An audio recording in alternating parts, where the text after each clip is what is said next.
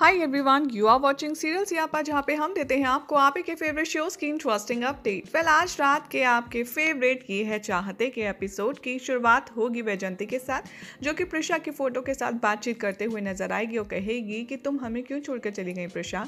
तभी वो कहती है कि मैंने बहुत कोशिश की है इस परिवार को एक साथ रखने की, लेकिन मैं नाकाम हुई।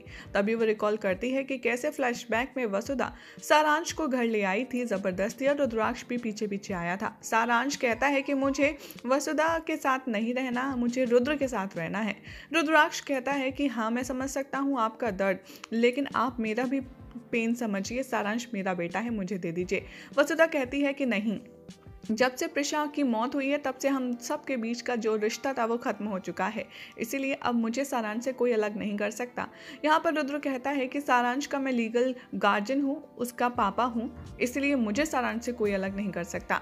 यहाँ पर वसुधा कहती है, डोंट वरी रुद्रा, मैंने तुम्हारे खिलाफ ऑलरेडी केस फाइल कर दिया है और मैं ये मेक श्योर करूँगी कि तुम ये कोर्ट में कस्टडी जीतो ही ना, क्योंकि जो तुम्हारे पुराने रिकॉर्ड्स हैं ना, उसके बाद तो तुम अकेले भी रह रहे हो, तो तुम्हें सारांश की कस्टडी मिल ही नहीं सकती। तभी वो वैजंती को देखता है और फटाफट से उसकी मांग में सिंदूर भर देता है, जिसे देखकर सब शॉक में रह जाते हैं। तभी रुद्राक्ष कहता है कि ये लीजिए, अब मैं अकेला नहीं हूँ, वैजंती है सारांश की माँ और मेरी पत्नी, इसलिए हम दोनों मिलकर के सारांश को बड़ा करेंगे।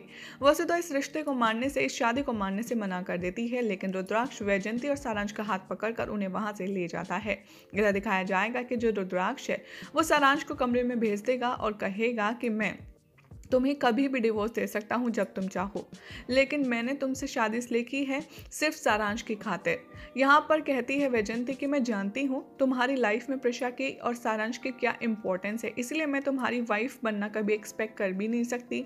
मैं सिर्फ सारांश की माँ बनूंगी और एक अच्छी माँ बन करके दिखाऊंगी।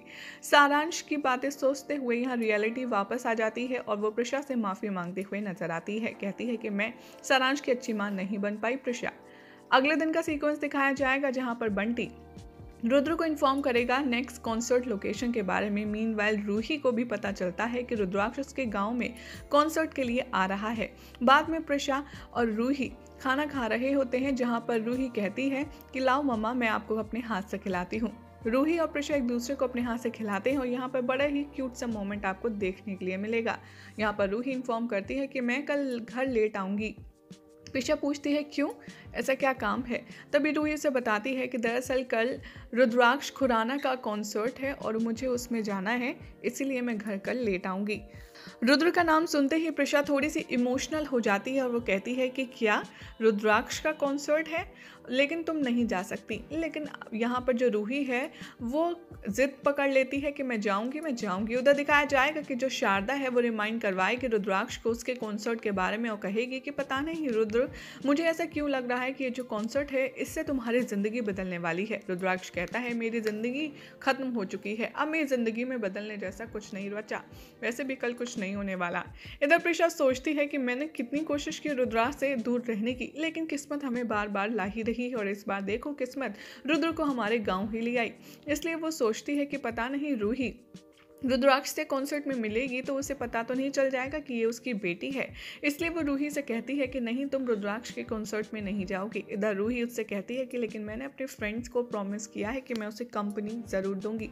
यहाँ पर प्रिशा कहती है रूही से कि तो एक काम करो, तुम अपना प्रॉमिस ब्रेक कर दो, कोई बड़ी बात नहीं है। लेकिन यहाँ पर रूही उसकी बात नहीं सुनती और वो कहती है कि चाहे जो हो जाए मैं ज़रूर जाऊँगी, और वो अंदर चली जाती है।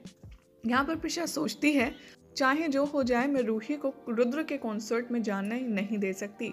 और लेकिन रूही सोचती रह जाती है कि पता नहीं मम्मा को अचानक से क्या हो गया है, वो रुद्रा के कॉन्सर्ट में मुझे जाने से क्यों मना कर रही हैं।